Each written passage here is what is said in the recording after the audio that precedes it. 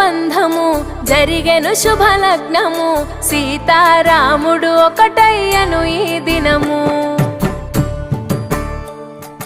7 అడుగుల పయనము ఒకరికొకరు సొంతము కలిసి మెలిసి సాగను ఈ జీవితము